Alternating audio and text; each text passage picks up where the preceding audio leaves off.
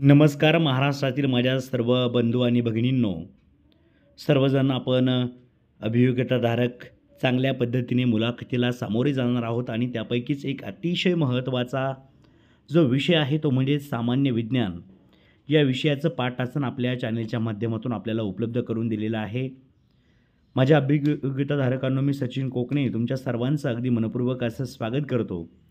श्री भीमाशंकर शिक्षणशास्त्र महाविद्यालय, लांडेवाडी, तालुका आंबेगाव, जिल्हा पुणे या ठिकाणी अतिशय सुंदरपणे सर्व गुरुजन वर्गाने आम्हाला लेसन नोट कशा काढायच्या हे शिकवलं आणि त्याचाच फायदा संपूर्ण महाराष्ट्रातील विद्यार्थ्यांना व्हावा ही मनापासूनची इच्छा आहे. तर पहिल्याच पानावरती आपण पाठ्य विषय लिहायचा आहे, सामान्य विज्ञान. ही लेसन नोट इयत्ता पहिली ते इयत्ता 8वीच्या विद्यार्थ्यांसाठी खूप फायदेशीर होणार आहे. घटक लिहायचा आहे तुम्हाला सजीवांतील. पोषण उपघटक जर पाहिला आपण तर सहजीवी पोषण आहे. पूर्वज्ञानसुद्धा तुम्हाला त्या ठिकाणी लिहायचं असं. विद्यार्थ्यांना आहारातील महत्त्वाचे घटक माहीत आहेत.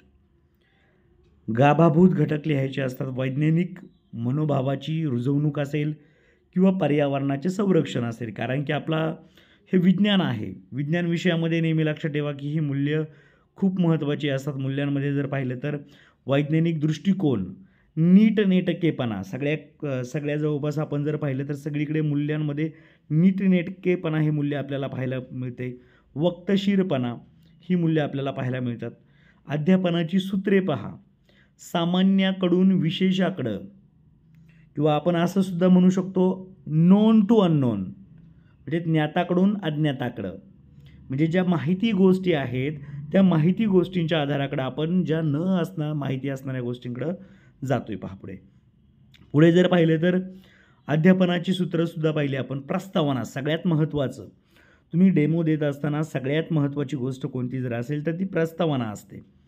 सजीवांचे 2 गटात वर्गीकरण करण्यात आले आहे. प्राणी, वनस्पती. सजीवांना जगण्यासाठी अन्नाची गरज असते. यालाच विज्ञानाच्या भाषेत पोषण असे म्हणतात. काही सजीव स्वतःचे अन्न स्वतः तयार करतात, तर काही सजीव अन्नासाठी इतर सजीवांवर म्हणजेच वनस्पती किंवा प्राणी यांवर अवलंबून राहून स्वतःचे पोषण करतात. पोषणाची गरज सजीवांना काम करण्यासाठी ऊर्जेचा पुरवठा करणे, पेशींची सीज भरून काढणे व कृती दुरुस्त करणे, शरीराला रोगांपासून वाचवणे या सर्वांसाठी असते. बघा, आता सगळ्यात महत्त्वाचं म्हणजे तुमचा जो इंट्रोडक्शन झाल्यावरती धडा सुरू करण्याच्या आधी आता परिचय करत असताना नेहमी एक लक्षात ठेवा, या इंट्रोडक्शनमध्ये एक अजून गोष्ट ॲड करायची तुम्हाला, की प्रस्तावना करत असताना मागील ज्या इयत्तांमध्ये काही त्या घटकाला रिलेटेड असणारा जो पॉईंट आहे तर तो पॉईंटसुद्धा तुम्हाला त्या ठिकाणी आठवण करून द्यायची विद्यार्थ्यांना, की या ठिकाणी आपण हे अभ्यासलेलं आहे आणि त्याला रिलेटेड असणारा पाठ आपण आज अभ्यासतोय, हे सुद्धा त्याच्यामध्ये इन्क्लूड करा. हेतुकथन पहा. तर आज आपण सजीवांतील पोषण या घटकातील सहजीवी पोषण हा उपघटक अभ्यासणार आहोत, असं तुम्हाला तिथं स्पष्ट बोलायचं आहे. आता सगळ्यात महत्त्वाचं म्हणजे तुम्हाला अशा प्रकारचे कॉलम करायचे आहेत. बघा, पाठाच्या पायऱ्या, त्याच्यामध्ये विषय विवेचन, पाठ्यमुद्दे, विशिष्ट उद्दिष्टे व विशेषीकरण, स्पष्टीकरण, शैक्षणिक साहित्य, शिक्षक कृती, विद्यार्थी कृती, हे सगळ्या गोष्टी लक्षात ठेवा. इथे सगळ्यात महत्त्वाचं म्हणजे विषय विवेचन, म्हणजे पाठ्यमुद्द्यांमध्ये तुम्ही जे शिकवणार आहात विदाऊट टेक्स्टबुक तुम्हाला शिकवायचं आहे. विदाऊट टेक्स्टबुक शिकवत असताना व्यवस्थितपणे पाठाचं टाचण काढा. अशा पद्धतीने पाठ्यमुद्दे जे तुम्हाला एक्सप्लेन करायचे आहेत, स्पष्टीकरण द्यायचं आहे, ते इथे पाठ्यमुद्द्यांमध्ये व्यवस्थितपणे लिहून काढा. म्हणजे याच्यामध्ये बुरशी व शैवाल असेल, दगडफूल असेल किंवा इतर जे मुद्दे आहेत. त्याच्यानंतर दुसरा जो मुद्दा असतो विशिष्ट उद्दिष्टे व विशेषीकरण, स्पष्टीकरण. त्याच्यामध्ये ज्ञान, विद्यार्थी, सहजीवी पोषणाची व्याख्या सांगतो. आकलन असेल, विद्यार्थी सहजीवी पोषण व्याख्या स्पष्ट करतो. उपयोजन असेल, विद्यार्थी बुरशी व शैवाल ही सहजीवी पोषणाची उदाहरणे देऊन स्पष्ट करतो. उपयोजन म्हणजे काय, त्याचा वापर कसा करायचा आहे लक्षात ठेवा. आणि स्किल, हे वापरत असताना स्किल कौशल्य कोणतं आहे. विद्यार्थी इंटरनेटवरून दगडफुलाची चित्रे व माहिती मिळवतो. बघा, आता इथं शैक्षणिक साहित्यामध्ये तुम्ही आकृत्या काढू शकता. व्यवस्थित टेबलमध्ये मस्त अशा छान छान आकृत्या काढा एका चार्टवरती, त्या तुम्हाला विद्यार्थ्यांना दाखवता येईल. शैक्षणिक साहित्य होईल. बघा, बुरशी व शैवाल यांची चित्र दिलेली आहेत, म्हणजे हे सुद्धा तुम्ही काढू शकता. आता शिक्षक कृतीमध्ये सुद्धा तुम्हाला इथे व्यवस्थित फलकावरती काय काय लिहायचे ते दिले. सर्व मुद्दे हे व्यवस्थितपणे वाचून घ्या. खूप महत्त्वाचे मुद्दे आहेत आणि व्यवस्थितपणे प्रेझेंटेशन सगळ्यांनी द्या, जेणेकरून सगळ्यांना चांगले मार्क्स मिळतील. इंटरव्ह्यू बेस्ट जाईल तुमचा.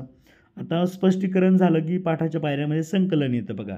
संकलन म्हणजे पाठांच्या मुद्द्यांची उजळणी केली जाते. इथे थोडंसं PDF मध्ये स्पष्टता कमी आली आहे. शिक्षक मुख्य मुद्द्यांची आहे सॉरी फॉर दॅट.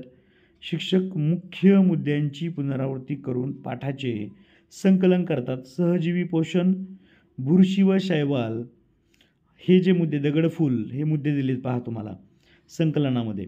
विद्यार्थी लक्षपूर्वक श्रवण करतात. त्याच्यानंतर पुढे दिले तुम्हाला मूल्यमापनामध्ये. शिक्षक मूल्यमापनात्मक प्रश्न विचारतात. सहजीवी पोषण म्हणजे काय असा प्रश्न विचारला आहे पहा. विद्यार्थी त्याचं उत्तर देतात. उत्तर समोर दिलेलं आहे.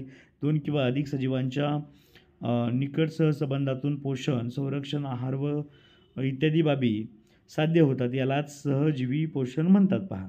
त्यानंतर पुढे दिले तुम्हाला उपयोजनात्मक प्रश्न विचारायचे. बुरशी कोठे वाढते,